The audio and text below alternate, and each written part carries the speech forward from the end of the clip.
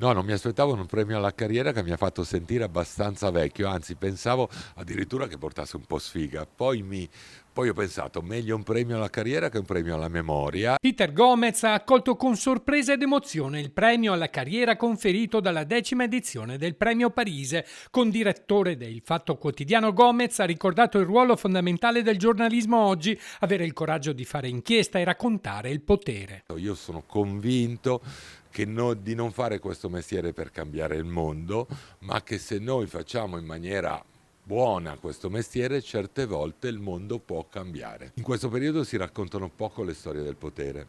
Molti di voi ricorderanno 20, 25, 30 anni fa quanto la stampa andasse alle calcagna del potere, raccontasse, non avesse rispetto ma non si fermasse di fronte a nessuno. E dato che noi la rivoluzione francese, o meno gli europei l'hanno fatta, i francesi a fine del Settecento, per poter parlare male del potere, perché prima c'erano i cortigiani, ecco, io vedo un'Italia piena di cortigiani. Il rischio dell'autocensura legata al potere è sempre dietro l'angolo, ma oggi si affaccia un altro pericolo, l'intelligenza artificiale. L'intelligenza artificiale ucciderà l'informazione.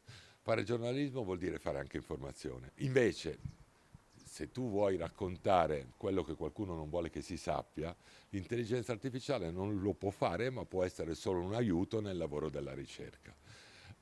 Però una parte del nostro mestiere è anche informazione e lì i problemi vengono fuori. Per il giornalista il problema non è l'intelligenza artificiale in sé, ma chi controlla le piattaforme e il rischio di alterare il racconto della realtà. Se chiedi a DeepSeek cosa è successo a Piazza Tiananmen, almeno fino a qualche mese fa ti diceva niente, DeepSeek è cinese. Mi è capitato tempo fa di fare una prova, mesi fa, chiedendo a varie intelligenze artificiali, Claude, Gemini, Chat, eccetera, eccetera, se alla luce delle informazioni pubbliche su quello che accadeva a Gaza e alla luce degli articoli del diritto delle norme internazionali si potesse classificare quello che accadeva a Gaza come un genocidio, a seconda delle intelligenze artificiali avevo delle risposte diverse, dall'80, 15, 20%. Allora, interrogandola ulteriormente, la stessa intelligenza artificiale ti dice che dipende chi è il padrone, chi è l'azionista.